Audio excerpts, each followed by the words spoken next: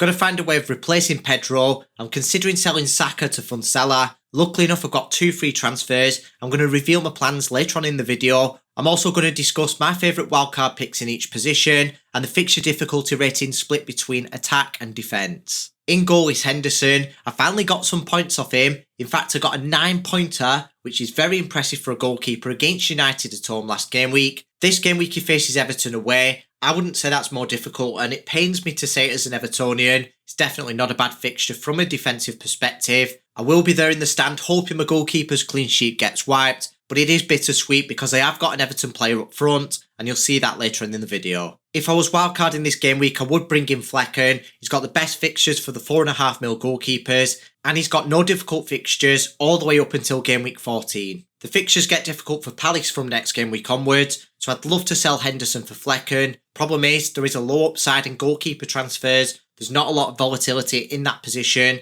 I'd have to gain at least 4 points because being a free transfer down will probably lead to me taking a hit in the near future. In defence, I've got Trent who got a double-digit haul last game week with 11 points. He's only blanked once so far this season, and he's got a couple of favourable fixtures coming up, which are Wolves away then Palace away. He has got Chelsea at home then Arsenal away, which isn't too easy, but it does get easier after that. I'm going to keep him in my team for the foreseeable future. Not only does he play for a strong defence, he's got a very high attacking output, and I think 7 mil is actually quite a bargain compared to previous seasons. Gabriel's not going anywhere either. He's seen out his difficult fixtures now. He had Spurs in the North London derby and City in the title clash. Unfortunately, I did bench him last game week and he scored. It was a big kick in the teeth that I started Hardwood Bellis with a high clean sheet odds, and he's got his clean sheet wiped in the 95th minute. One of the reasons I picked Gabriel was because of his aerial threat. That was a good decision. The problem is it came back to bite me in that match against City. I am unhappy with the outcome, but I am happy with the decision to bench him at the Etihad. There's absolutely no way he's getting benched for the next 3 game weeks. Leicester at home, Southampton at home, and Bournemouth away. Even if Raya is sidelined, it does reduce the clean sheet odds slightly, but I still expect Arsenal to keep at least 1 or 2 clean sheets in those fixtures, and they still have the highest clean sheet odds for the next 2 game weeks. Guardiola's got no clean sheets in the last 4 game weeks, but what tells the story even more is that City's got the best expected goals conceded figure in the whole league, which is the most promising, albeit Rodri has picked up a long-term injury and that won't help any City assets. That doesn't make them bad options though. They have got Newcastle away next, which isn't easy from a defensive perspective,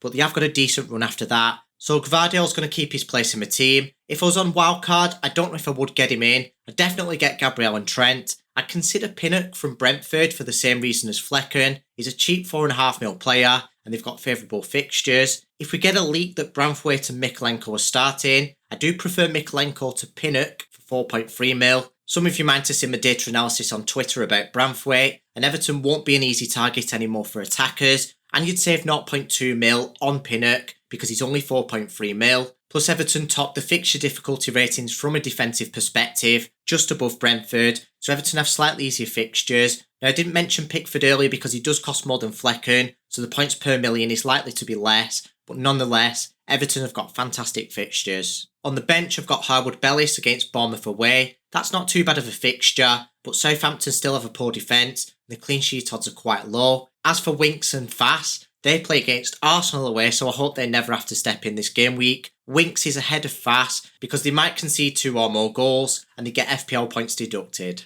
In midfield, I've got Eze against Everton away. Now the difficulty of that fixture depends on Branthwaite and Mikalenko starting. If they do start, which they are in the selection apparently according to Deitch, then it's not looking good for him. He's not nailed on penalties anymore. Everton away would be a difficult fixture with those 2 players starting. Liverpool at home next game week is going to be difficult, and Forest away is difficult from an attacking perspective as well. Obviously there's a chance that Branthwaite and or Mikalenko might not start for Everton because they're just returning from injury, which would obviously favour Eze, but as an Everton fan, I don't want to see that. The patience finally paid off with Rodgers, came away with a 10-pointer, and his 0.6 expected goal involvement was promising as well. He's got Ipswich away next. That's a decent fixture and it's worth starting him. Bruno got another blank. He's still got promising underlying stats. He's got 1 assist from 3.2 expected goal involvement. Hopefully he stops underperforming his underlying stats. And those stats are more promising than if he had 3 attacking returns from 1 expected goal involvement. I think he's worth keeping. And he's not got any difficult fixtures for a while. It's Spurs at home next, which isn't bad from an attacking perspective.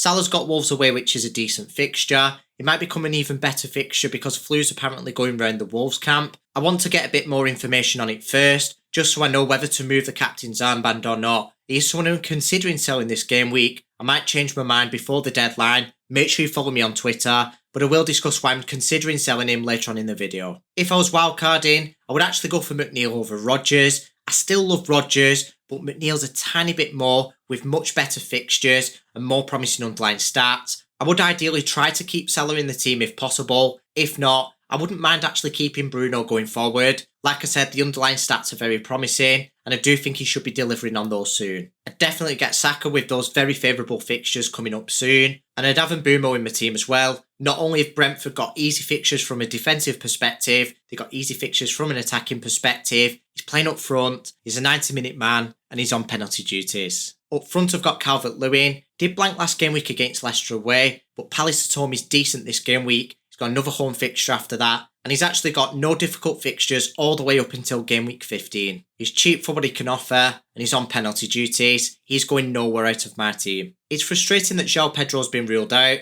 I am going to have to put that fire out, but maybe not directly, and you'll see what I mean in a minute. The forwards are getting a wild card. I'd actually still get DCL for the reasons I mentioned earlier. I really like Havertz for the next 3 game weeks. Of course, those Arsenal fixtures are worth targeting. And unquestionably, I'd have Haaland like I've got now. He's got Newcastle away this game week, and he's a captaincy contender. Make sure you watch my best captain video if you haven't already. It's between him, Salah and Saka. So the transfers that I'm considering making with my 2 free transfers are selling Salah and Winks. Yeah, you heard that right. Not João Pedro. That would be to buy Saka and Mbeumo. Now, I'd like to sell João Pedro. The problem is, I prefer Mbeumo to any other forward that I could bring in, and I would just have to bench Pedro. I might change my mind yet. Make sure you follow me on X, formerly known as Twitter. I will get a team reveal out before the deadline. Just remember there's a small chance I might change the captain's armband because of the illness in the Wolves camp. Stay tuned.